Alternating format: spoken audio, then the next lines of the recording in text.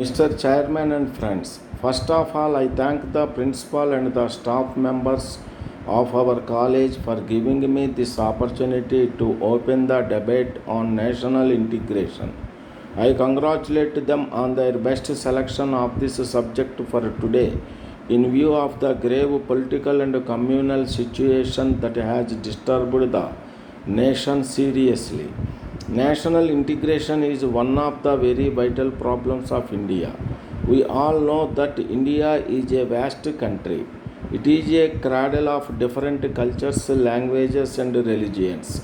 In spite of the differences in languages, cultures, and religions, we are basically one nation. We are one united nation above all petty differences of caste, color, creed, and language. But the tragedy of our nation is that we have forgotten that we are first a nation having a psychological feeling of oneness. It is really unfortunate that we forgot the unity and involved ourselves in the disputes of language, religion, and culture. This dispute will not lead us to progress and prosperity. If we really wish to make our presence felt in the Committee of Nations, it is essential that we should bury all our differences and become one. If we are united, we can very well advance in all walks of life and perhaps lead Asia and Africa in all problems concerning these continents. To put in simple terms, if we set our home well, we can afford to go for setting some others' home well. However, after the states were reorganized, it was seriously felt that we lack of integration. It was noticed that we have gone mad after provincialized language region.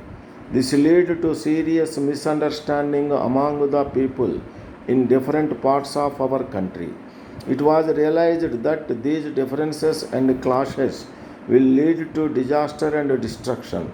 The then Prime Minister of India, late Jawaharlal Nehru, desired that the differences should be checked in time. Therefore, the National Integration Council was formed to review the situation prevailing in the country. The council, having studied the situation carefully, came to the conclusion that the country as a whole is a victim of provincialization and rationalism. The people are slowly drifting away from unity and are involved in the disputes of language and religion.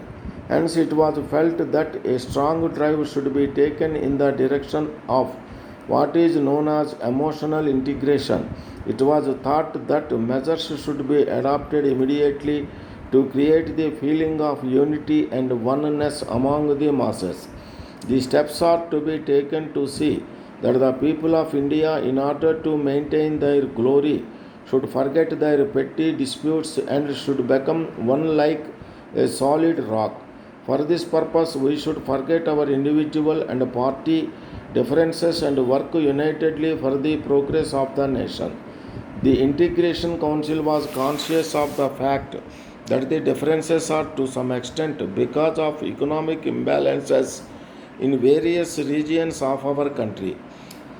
Some regions are economically backward compared to others. It was therefore essential to direct the whole administrative machinery to see that all the economic imbalances should be removed and all regions should come on a level that they should not feel inferior to others. It was also felt that great literary works of various languages should be translated in all other languages of the country. Such wide range of translation work, it was thought, would provide an opportunity to the people to understand each other's living and problems. This would create a sense of understanding and tolerance, which would ultimately lead to the goal of emotional integration of the people of India. The Council further suggested that our political parties and press have failed to realize their responsibilities to a great extent. In order to win the election, or in order to get cheap popularity and business, they play with emotions of the people and create friction among the quiet and peace loving people. It is essential that we should evolve a code of conduct. With these few words, I conclude my argument. We received your letter of 6th March inquiring about the standing of Bharat and Company, and we are glad to give you our experiences of company's business with ourselves. The firm consists of three partners, and about 4 years ago, these partners approached us with a view to getting our suggestions on the type, quality, and amount of stock with which they should commence their proposed new retail business.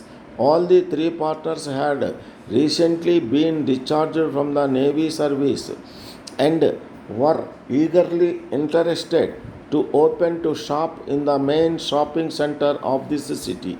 They proposed to invest their savings and the government gratuity as capital to put into the business. We supplied them with the preliminary stock needed and advised them on such matters as shop furniture and the general arrangements of the premises.